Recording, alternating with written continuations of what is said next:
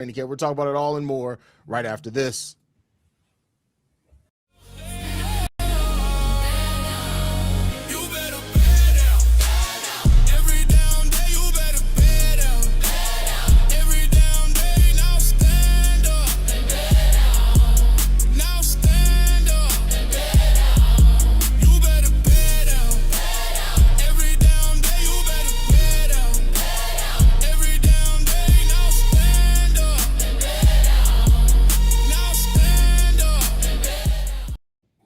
What's going on, Bears fans? Welcome to another episode of Chicago Bears Central, your number one spot for everything Chicago Bears related. We got Bobby, myself, Haize in the building today. And just some quick news. The Chicago Bears announced today that Montez Sweat, the edge rusher, has been put on the NFI list, and Elijah Hicks also on the active, physically unable to perform list. Elijah Hicks becomes the sixth player to be added to that list. As far as Montez Sweat, it did look bad when it first came through, but it seems like now it may not be something that serious in regards to it. He is going to miss the beginning of training camp, but it doesn't seem to be anything that's going to linger on too bad. How you feeling, Bobby? I'm cool with it, man. Like I said last time we was all together on Sunday. Right now, I'm chilling until I have a reason to pretty much, give more thoughts on it. But as of right now, it seems like it's just an illness. So I wouldn't expect Montez Sweat to be out that long. So I'm gonna go ahead and say, all right, guys, we here now. Training camp is here. We know what's ahead. Right now, the front office and Ryan Poles and Ben Johnson stepped to the podium and pretty much echoed the same sentiments for a lot of people. And hey, get healthy. It's time to play some damn football. That's a fact. Steve-O is in the building. What's going on, Steve-O? How you feeling? The wizard? It's cool. I'm decent. I mean, it is what it is. Like I've always said, when it comes to football, get your injuries, get your illnesses, get all the things out your system now. This is the time to get injured. This is the time to get all the things out the way. But like you said, it don't seem like it's an actual injury. It seems like it's an illness. So I'm not gonna put too much worry in it. Just like when it comes to Kyler, I'm sure we're gonna talk about that too. But it is what it is. Like if you're gonna get knickknacks, you're gonna get little injuries here and there, especially when you're getting back after. To be honest, some of y'all haven't touched the ball in 2 months, so yeah, it's gonna happen. So get healthy, get right, but it's time to get back to the way of life, which is football. Yeah, I mean, that's the most important thing. Like, you're going to deal with your stuff at the beginning of training camp, the beginning of the season. The most important thing is not even preseason. For a vet like Montez Sweat, preseason don't even matter for him. If they leave him out I said the same thing about Kyler Gordon. They leave Kyler Gordon out the entire preseason and he's ready to go when the lights are on. That's all that matters at this point. Like these veterans, it doesn't really like training camp. I'm not going to act like it doesn't matter at all, but it's not the biggest deal as long as they're ready to go and they ramp up between. They keep ramping up between now and preseason. I'm looking more at like the position battle players, the young guys that are coming in trying to work their way up the depth chart. That's what training camp is kind of more important for in the long run. Like Montez Sweat's been in the league so long now, he's going to be fine regardless, man. Yeah. I agree with that, and I think that's one of those things that we look at, especially when you talk about the young guys. We think about last year, Luther Burden and Colston Loveland, and how long it took them to really come along, dealing with their respective injuries. For the older cats, they already know the life, the life of the NFL. Pretty damn smart with understanding schemes and some adjustments that might come into fray for this upcoming season. Hell, Joe Toney, he was getting the best treatment last year. He was definitely sitting down. As in rightfully so. So I'm with you. It's more so on the guys, maybe the fringe guys that may be out, maybe trying to make a way, and some of these new rookies that got to learn what it really feels like to play in the NFL versus college, for sure. Definitely, yeah. Most of these dudes know how to, especially at the ages Montez is. Like a lot of them run their own training camp, like because they've been in it so long. Once you been through 4 or 5 of them, you kind of can put yourself through a trial of a training camp like system at your own. Aaron Donald done it. Most people that around once they get a certain age, they pretty much do it on their own. They and the team usually trusts them. So, and that was the same thing with our guy. So when Tooney didn't sit back, he knows how a training camp is supposed to be, and I'm pretty sure he put his body through the hell it needed to be, so it was ready, and it was because he was a Pro Bowler, an All Pro, everything he was last year. For sure. When you look at the players, excuse me. Bless you. that are on either the physically unable to perform list or the NFI list. Aside, I guess Kyler Gordon is probably the most concerning. Is there any other name that stands out there to you that you're worried about the fact that they're starting off training camp hurt right now? I think my biggest concern out of everybody. I don't know what happened to your audio.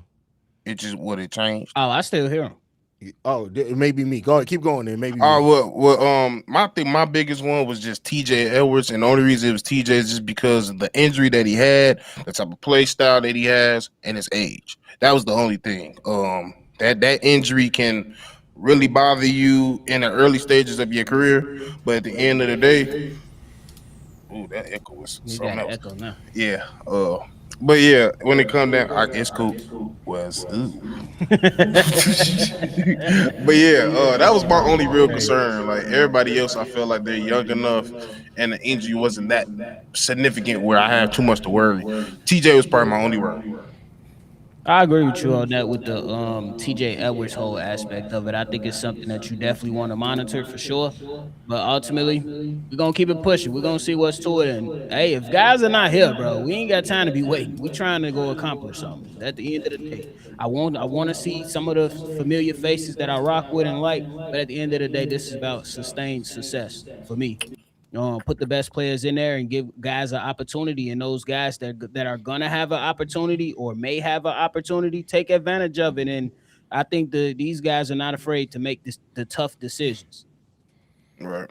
That's a fact. That's a fact. Audio sounds better now. I don't know what the hell that was going on for a second. Listen.